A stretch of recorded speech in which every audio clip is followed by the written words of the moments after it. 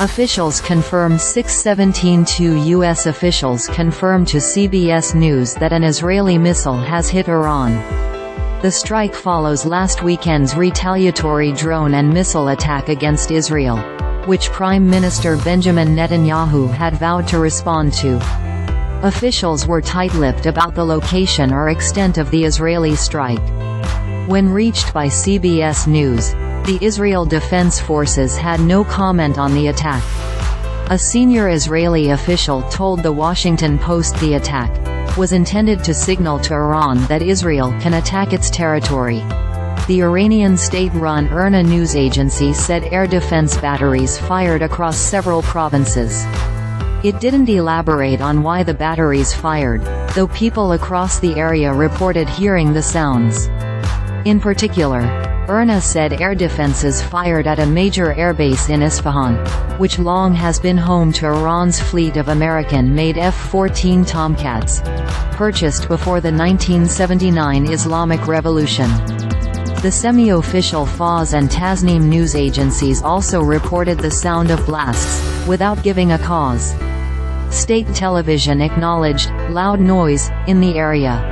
Isfahan also is home to sites associated with Iran's nuclear program, including its underground Natanz enrichment site, which has been repeatedly targeted by suspected Israeli attacks. However, state television described all sites in the area as fully safe, and the International Atomic Energy Agency, IAEA, said it can confirm that there is no damage to Iran's nuclear sites. Dubai-based carriers Emirates and FlyDubai began diverting around western Iran about 4:30 a.m. local time.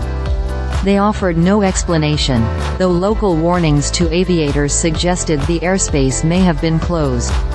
Iran then announced it had grounded commercial flights in Tehran and across areas of its western and central regions, but Iranian state TV later said flights were operating normally again. Regional tensions continue to escalate. Iran last weekend launched an unprecedented retaliatory strike against Israel in response to a deadly attack on an Iranian consulate in Syria that killed 7 officers, including 2 generals, from Iran's Islamic Revolutionary Guard Corps. Iran's attack on Israel included 170 drones, over 30 cruise missiles and 120 ballistic missiles, according to the IDF and U.S. officials.